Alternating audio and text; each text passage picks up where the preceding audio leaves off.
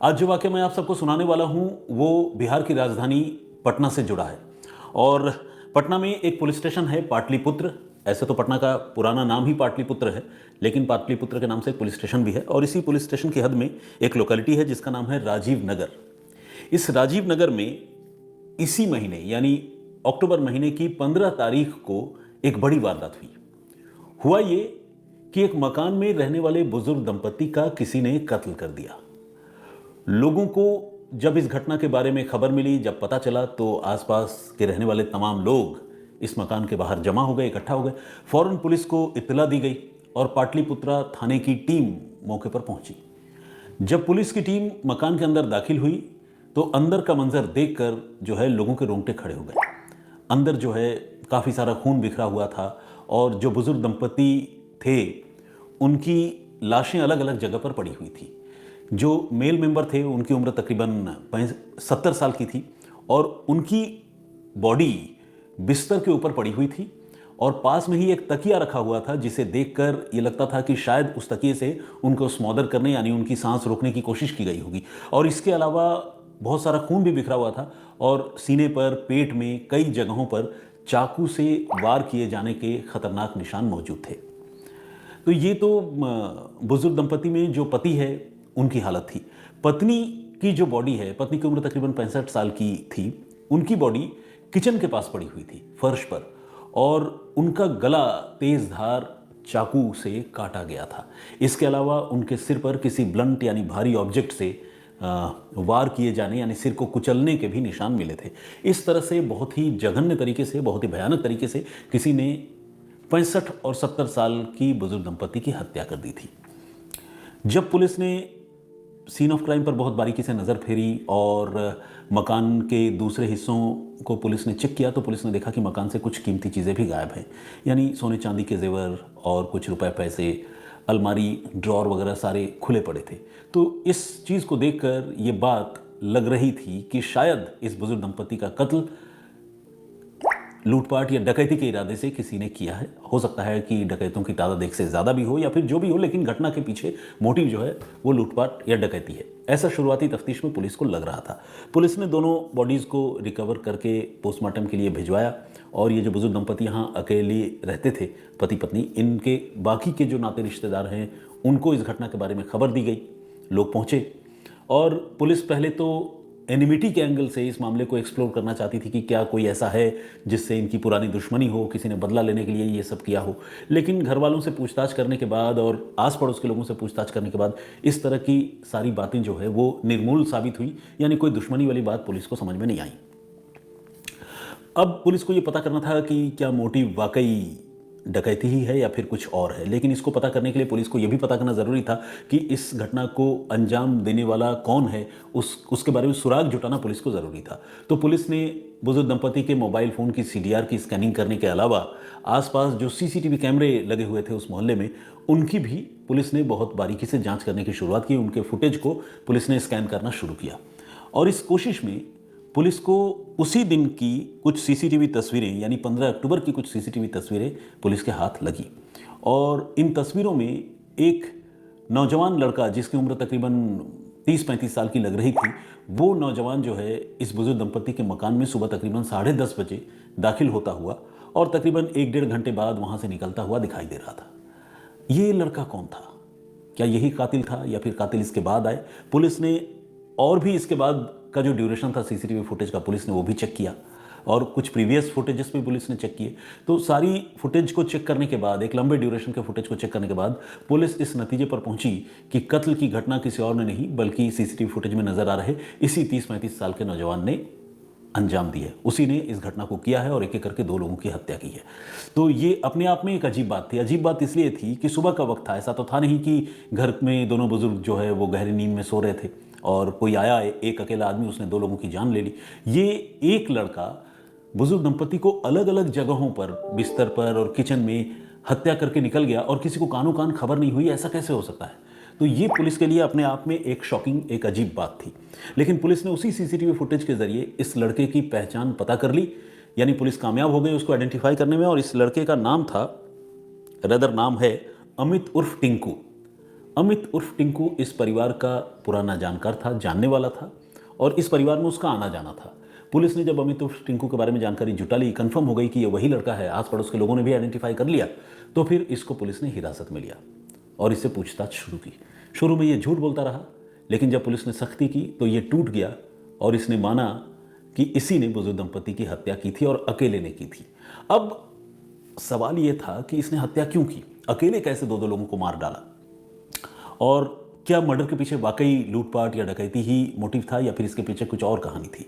अब जब मुलजिम पकड़े जाते हैं, पहले तो वो टूटते नहीं आसानी से, पुलिस को सच नहीं बताते, लेकिन एक लेवल, एक स्टेज ऐसा आता है कि जब ज़्यादातर मुलजिम कुछ इस तरह से टूट जाते हैं, हताश हो जाते हैं पुलिस के तफ्तीश के सामने कि वो सब कुछ सच सच बताते हैं और कुछ ऐसी बातें भी बता देते हैं जिसके बारे में शायद खुद पुलिस को पता ना हो और पुलिस उसके बारे में जानना भी नहीं चाहती हो, लेकिन कई बार उस तरह के मामलों का भी खुलासा होता है। तो इस मामले की तफ्तीश कर रही पुलिस तब हैरान रह गई जब इस 34 साल के लड़के अमित उर्फ टिंकू ने इस कत्ल के पीछे की कहानी सुनाई। उसने ये बताया कि वो इस बुजुर्ग दंपति में जो फीमेल मेंबर थी, यानी पत्नी थी, 65 साल की बुजुर्ग महिला, उसके साथ रिलेशनशिप में था। देखिए कितनी अजीब, शॉकिंग बात है, 65 साल की एक बुजुर्ग महिला के साथ 34-35 साल का एक लड़का जो उम्र में उनसे आधा है, वो रिलेशनशिप में था। और ये रिलेशनशिप ऐसी वैसी रिलेशनशिप नहीं थी, बल्कि ये लोग एक दूसरे के बेहद करीब थे।